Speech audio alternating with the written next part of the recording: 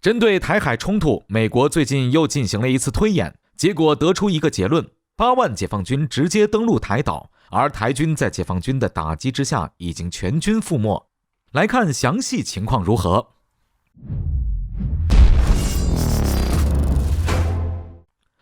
各位老铁，大家好，欢迎收看本期迷彩虎，我是虎哥。之前，美国的智库针对台海冲突专门进行了一次兵棋推演。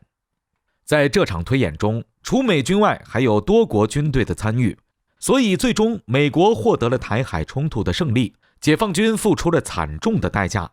不过，针对这家智库做出的兵棋推演，很多人都认为有着漏洞存在，完全低估了解放军的真正实力。因此，现在轮到美国官方进行兵棋推演了。近日，美国众议院又对台海冲突进行了兵棋推演。在这场推演中，台海发生了一场海陆空三军齐出的大战，其中8万解放军登陆台岛，而美军则击沉了解放军80艘大型军舰。按照美军的推演，解放军的8万大军登陆台岛了，那就等于是岛上的台军已经全军覆没。因为一旦发生台海冲突了，解放军东风系列导弹的存在让美军航母编队不敢接近，那么台海空军必然是冲锋在第一线阻挡解放军进攻的，陆军则是在岸上防守，防止解放军登陆部队上岸。此时8万解放军上岛，意味着台海空军在阻挡解放军的过程中消耗殆尽，而陆军则是未能成功阻挡解放军上岸而覆灭，等于说是全军覆没。由于在这次的台海冲突中，解放军主力全出，动用了航母、2栖攻击舰，并且这些大型军舰并不用出海，面对仅有几百公里的台岛，很快就能抵达，所以美军能够动用的力量也并不多。再加上美军航母由于担心被解放军的反舰导弹直接击沉，所以不敢接近台海，只能动用远距离打击手段对解放军发起打击。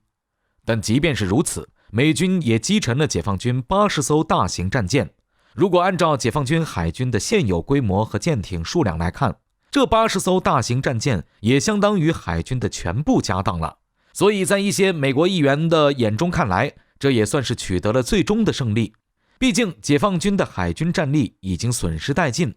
对美军来说已经无法构成威胁了，美国依然能够维持全球霸主的地位不动摇。但是在这场兵推中，美国众议院也得到了一个结论：再补给不是可选项。这代表美军没有办法获得任何的补给，而失去了补给的美军想要再接近台岛，无疑是不现实的。因此，美军在冲突发生后再也无法靠近台岛。从美军无法获得补给这一点，我们也能得出结论：美军在台岛周边部署的军事基地已经被全部摧毁。只有在这种情况下，美军才会无法得到补给。至于岛上的台当局，更是处于孤立无援的状态。解放军在之前2次的环岛军演也展示了未来针对台岛进行作战的方式。第一步就是对台岛进行海空封锁。处于封锁下的台岛没有任何方法向美军提供援助，台当局能依靠的只能是自己。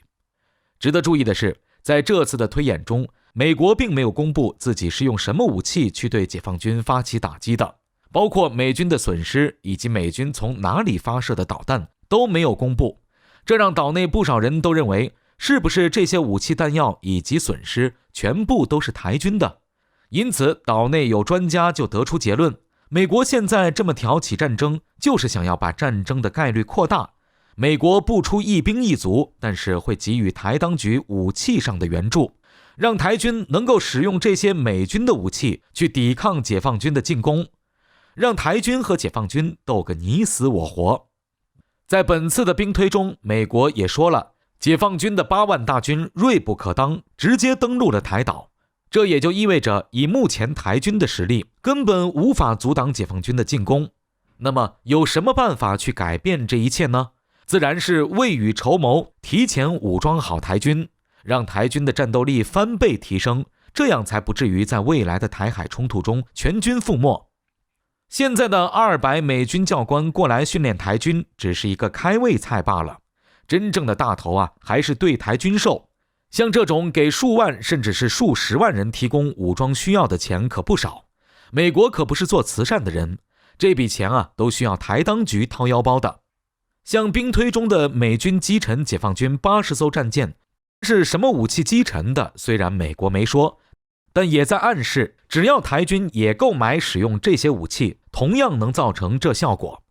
如果台军在未来不想被团灭，让解放军8万大军登岛的话，那最好就买这种武器。